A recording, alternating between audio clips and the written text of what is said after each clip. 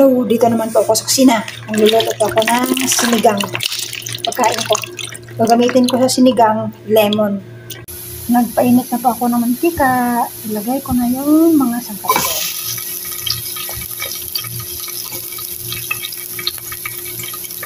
Sibuyas ang gamit ko. At saka nipit na bawang. Isang kasalo niya hanggang lumabas yung lemon. Pag ganun yung kulay niya, ilagay natin ang mga. Yan sa akin yung mga niya. Nakaiba naman tayo ng kapilis. Kaya nakaiba naman tayong technique sa kapilis. Ilagay ko na po yung beans. Sinigang po ito. Ilagay ko na yung beans. Mamaya na yung lemon, lutuin ko muna to. Yung okra at saka yung beans. Saka mamaya na din yan ang saka ilagay na ang okra at saka ang sili na manghang. Hindi naman pang sigang yan. Pag naluto na yung okra, dagdag lang tayo ng konting tubig. Pag naluto na yung okra, ilalagay ko na ang lemon.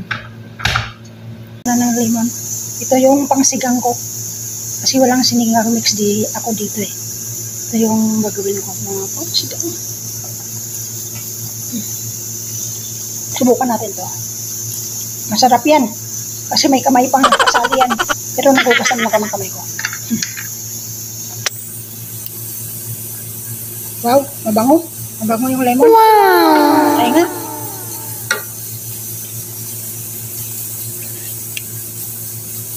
Legit, sinigang. Yummy! Sinigang sa limon. Walang pa sa asin. Lagyan natin. Ulit.